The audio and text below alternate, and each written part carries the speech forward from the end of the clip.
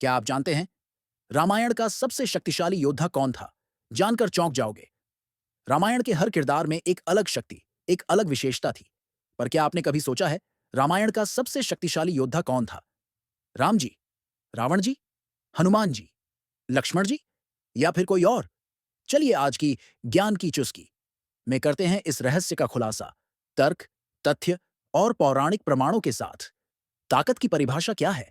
सबसे पहले सवाल यह उठता है कि शक्तिशाली का मतलब क्या है?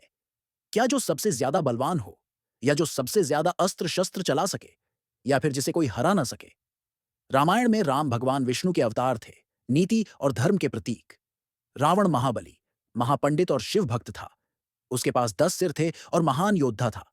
हनुमान, जिनके जैसा बल, बुद्धि और भक्ति किसी में नहीं। तो जवाब इतना सीधा नहीं है। दावेदार एक, रावण। रावण, लंका का राजा, बहुत ही शक्तिशाली योद्धा। उसके पास ब्रह्मा से वरदान था कि वो देव, असुर और राक्षसों से नहीं मरेगा। उसने इंद्र, यम, वरुण तक को पराजित किया था। उसका भाई कुंभकर्ण भी एक महाबली योद्धा था। परंतु रावण की एक कमजोरी थी, अहंकार। उसने हनुमान जी को कमजोर समझा, सीता का अपहरण किया और वही उसके अंत का कारण बना। दावेदार दो, हनुमान जी। अब आते हैं हनुमान जी पर, रामायण के सबसे विनम्र लेकिन अपराजेय योद्धा। उनमें ब्रह्मा, शिव और विष्णु सभी की शक्ति समाहित थी। उन्होंने अकेले पूरी लंका जला दी, संजीवनी पर्वत उठा लाए, रावण के पुत्र अक्षय कुमार को मार डाला। युद्ध में कोई उन्हें रोक नहीं पाया। एक कथा में आता है, अगर हनुमान जी युद्ध में पूरी तरह उतर जाते तो अकेले ही पूरी लंका को समाप्त कर सकते थे। लेकिन राम की आज्ञा के बिना उन्होंने कभी अपनी पूरी शक्ति नहीं दिखाई। दावेदार तीन, मेघनाद, इंद्रजीत। अब जरा रावण के पुत्र मेघनाद की बात करें। उसे इंद्रजीत कहा गया क्योंकि उसने इंद्र को भी हराया था।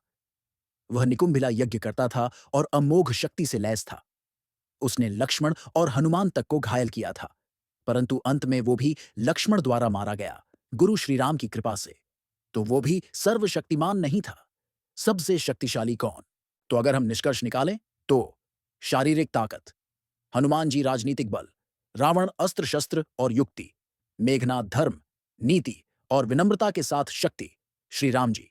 परंतु सबसे शक्तिशाली वो होता है जो शक्ति होते हुए भी उसे नियंत्रण में रखे।